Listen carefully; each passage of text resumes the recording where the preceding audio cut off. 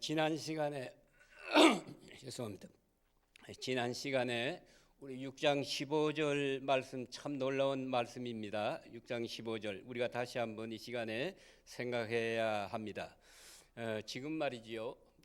제사장과 제사장 가야바와 또 그 공회원들이 스데반을 죽이려고 합니다. 어쨌든 제목을 찾아서 이제 거짓 증인들을 세워가면서 죽이려고 합니다. 그 옛날 바로 이 자리에서 예수님이 재판하시고 빌라도에게 넘겨서 십자가에 못 박힌 바로 그 공회예요. 거기에 지금 이 재판장에 지금 스데반이 서 있습니다.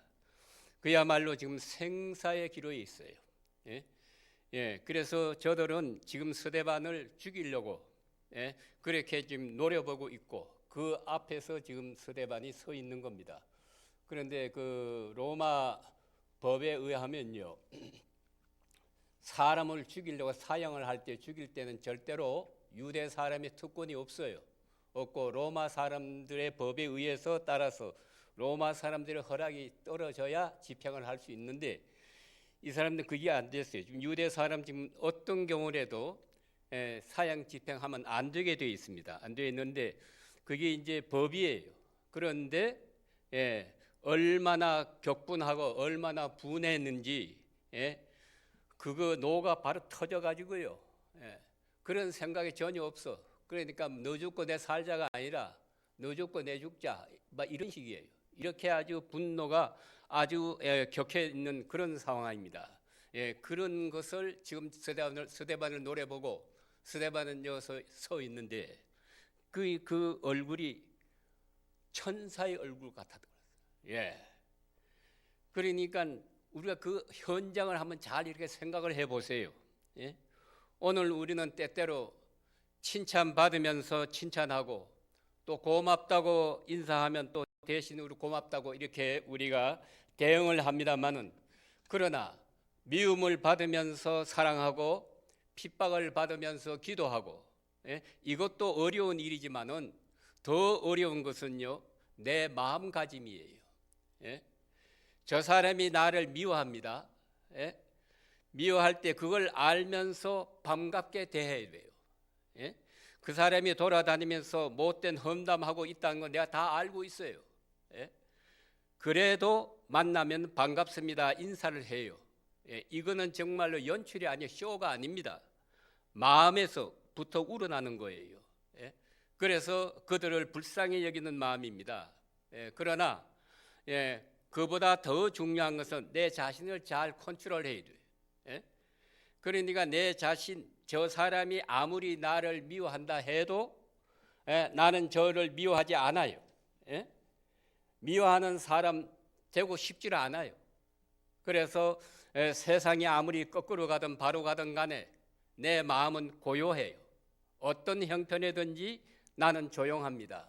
그래서 시편에 하나님께서 사랑하는 자에게 잠을 주신다. 아주 중요한 말씀이죠. 이 세상이 날뛰고 아무리 하나님이 사랑하는 사람을 비난을 가면서도요 잠자요. 풍랑 속에서 우리 예수님 편안히 잠잤잖아요. 예수님 배 타고 가실 때에 풍랑이 일어나서 모두가 죽는다고 이렇게 난리 쳐도 예수님은 그 고물에서 편안히 주무셨다고 그랬어요. 그 편안함, 바로 그 고요함, 이것이 얼마나 중요합니까? 오늘 또 우리가 하나님 앞에 기도합니다. 그리고 그 기도의 응답이 바로 여기 있습니다. 우리가 단장 세상을 변화시키지 못해요. 또 그러나 꼭 우리가 그렇게 돼야 되는 것도 아닙니다. 그러니까 바로 문제는 내 마음을 내 스스로가 어떻게 유지하느냐, 이것이 제일 중요한 거예요. 세상이 아무리 이렇게 들끓어도요 편안합니다.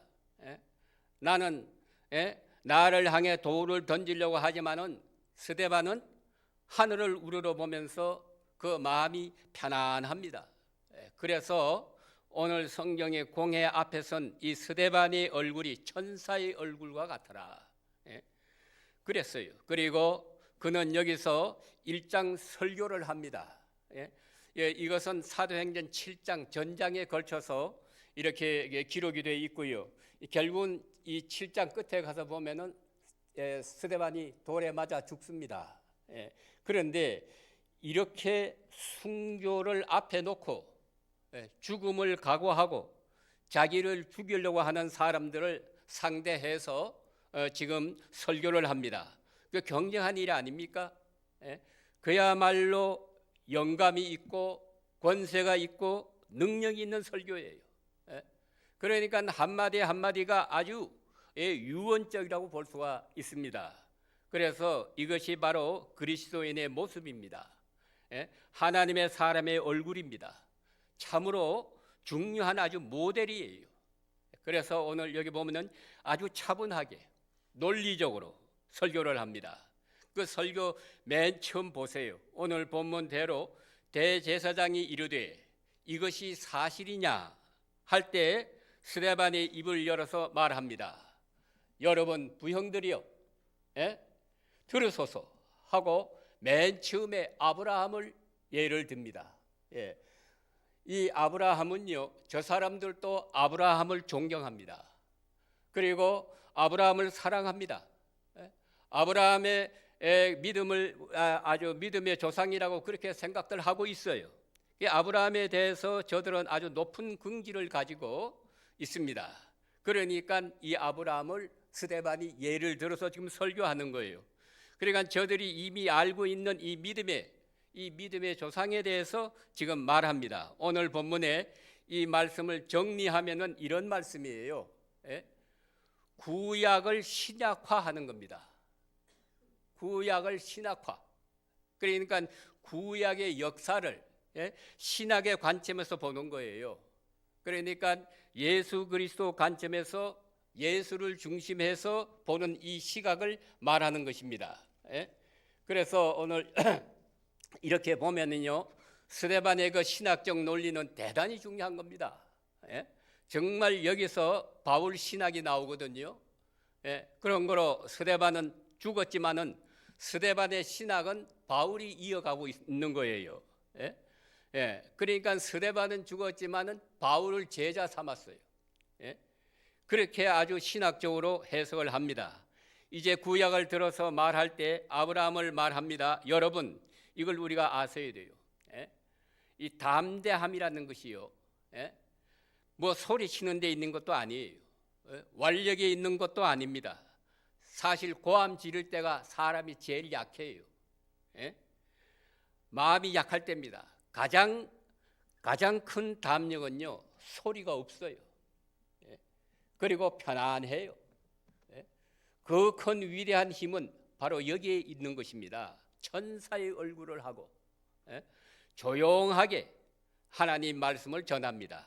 뭐 듣든지 아니 듣든지 전해야 될 말씀을 전하는 거 있는 거예요. 바로 전하고 그래서 아브라함으로부터 얘기합니다. 아브라함도요, 예수를 믿었다는 뜻입니다. 그게 오늘 본문의 내용은 우리의 믿음은 아브라함으로부터 온 믿음이고, 그래서 이제 나가다가 보면은 설명을 하는데 모세도 예수를 믿었어요. 그렇게 이제 담대하게 그렇게 말을 합니다. 이러한 구약을 신학적인 차원에서 그의 신학은 스데반으로부터 시작한다는 데 대단히 중요한 의미가 있는 것이고요. 그래서 아브라함은 아브라함을 하나님이 선택했다. 이 선택 교리, 아브라함을 부르신다. 그 소명, 그 속에 기독교 교리의 근본이 있습니다.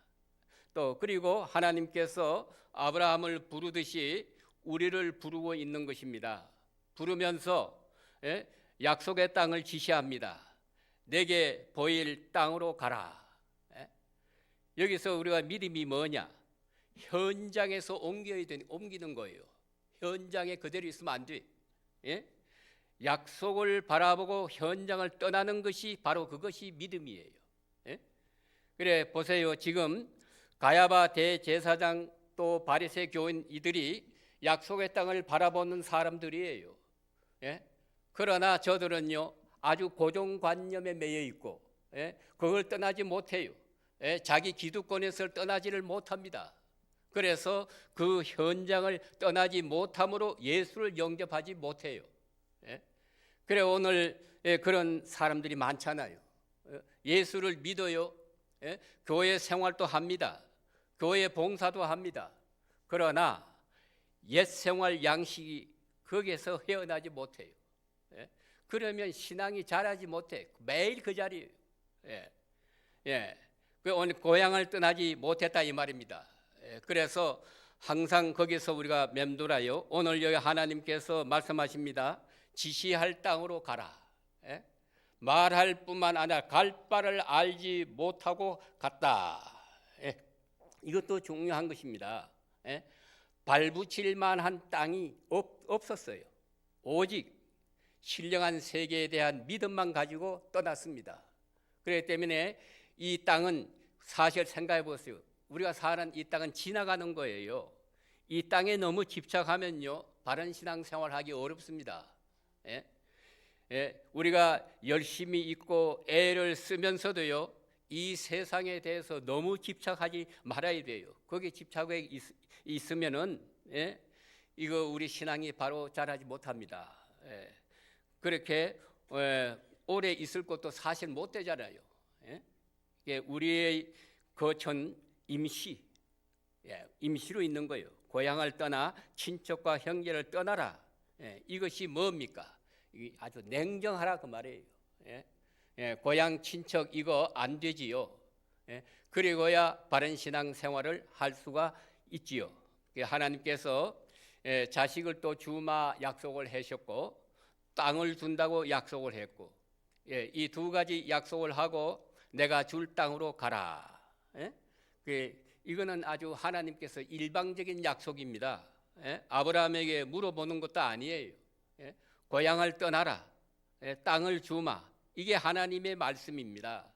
그래서 우리에게 주신 영원한 나라 우리는 어떤 것인지 잘 모르고 있어요. 모르지만은 오직 믿음으로 우리는 그곳으로 바라보고 그곳을 가야 됩니다. 오직 믿음으로. 그래서 이 약속을 지키면 그 약속이 거기에 임할 것이고 또 거기에 성취될 것이고 그리고 그 이름을 창대케 하리라. 내가 너를 보호해 주리라. 바로 이것 때문에 아브라함을 예로 들고 또 그 후손에게서 메시아가 나리라. 하나님께서 아직도 자식도 없습니다. 저희에게 약속하셨어요. 이 약속 이것 바라보고 이것은 예수 그리스도에 대한 약속이거든요. 그런 거로 아브라함이 약속을 받았는데 그게 바로 예수 믿는다 하는 것입니다. 그리고 그 후손이 다른 땅에 가서 다른 땅이 어디입니까? 애굽이지요. 애굽에 가서 나그네가 되어서 그 땅에서 종살이 400년을 하게 되죠. 거기 그대로 하나님이 지시한 땅에서 머물러야 되는데 약간 어려움이 오니까 가뭄이 오니까 그거 못 참아서 그만 애굽으로 피난 갔다가 그 결과가 400년 동안 애굽에서 종살을 하게 되는 그런 결과를 가져오게 됩니다. 그리고 이 하나님의 약속은 틀림없어요. 여러분 생각해 보세요. 400년 동안이라는 게 이게 남의 나라가 400년 동안 있던 사람은 그 나라 풍속에 다 젖어버리고 말 것이지 민족도 나라 의식, 민족 의식도 하나도 없어지고 말 것이에요. 그런데 이게 얼마나 놀라워요. 성경에 보면 큰 기적이 두 가지예요. 하나는 뭐냐? 애굽에서 인도해내는 거. 또 하나는 바벨론 포로에서 인도해 나오는 거. 바벨론 포로도 70년 동안 거기 있었어요. 우리나라 옛날에 과거 36년 동안 있을 때 우리 한 1년만 더 있었으면요. 우리 한국은 민족성이 완전히 사라질 뻔했어요. 이름까지 전부 바꾸는 그 그런 찰나에 우리가 해방이 됐습니다만은 그거 생각해 보세요. 이게 얼마나 기적이에요. 400년 몇 대로 내려왔다. 그 애굽 풍속에 젖어 있는 사람 아주 불가능한 것. 어떻게 그 사람들 인도해 내겠어요? 그런데 하나님은 그 분들을 인도해 내잖아요. 400년 동안 너희 종살이하고 내가 지시할 땅으로 너희를 인도해서 나를 다 섬기게 되리라. 이게 하나님의 약속의 말씀이거든요. 이대로 되잖아요. 이 얼마나 큰 능력, 이거는 상상할 수 없는 겁니다. 이런 하나님이시에요.